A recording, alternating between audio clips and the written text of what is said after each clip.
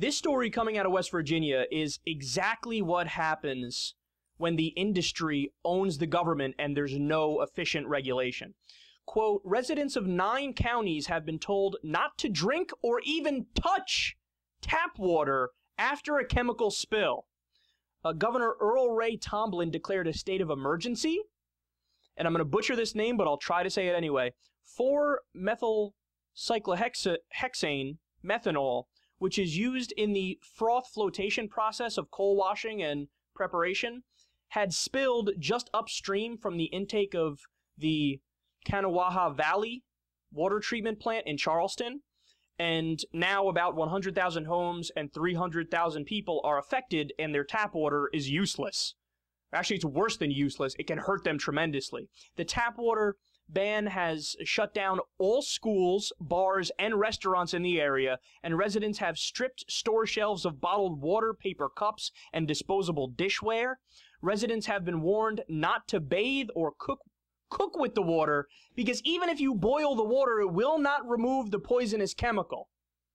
Symptoms of exposure to the chemical include severe burning in the throat, severe eye irritation, non-stop vomiting, trouble breathing or severe skin irritation, such as skin blistering. And the best part is, they don't know how to clean up the spill. They don't know how to clean it up, and they say they just have to wait it out until it's diluted more in the water, and then they don't even know how long that's going to take. So think about that.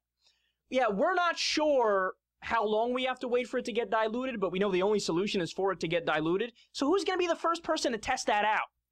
Well, yeah, you know, I guess it's been long enough. Ted, take a sip. Nope. Ted is vomiting and his skin is blistering. That was a problem.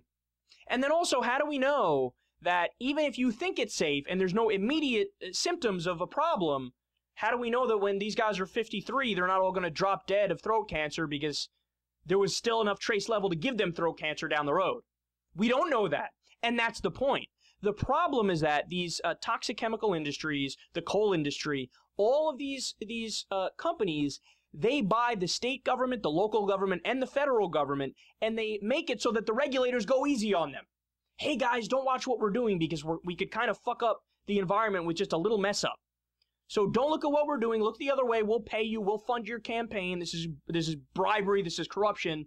But hey, it's business as usual, so don't worry about it. And then this is what happens. Because of the corruption, this is what happens. Because there's no actual standards and practices laid out in any serious way that say, if something goes wrong, follow this protocol, X, Y, and Z, and then you'll be okay. Because there's none of that. Because, of course, the FDA is also largely funded by the companies they're supposed to be regulating. This is the result.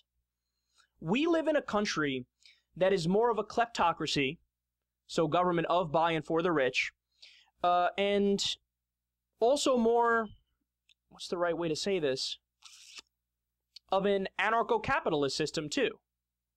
Because, you know, whenever something goes wrong, we realize, oh my goodness, there was no watchdog making sure that whatever they're doing wouldn't affect the general public in a terrible way.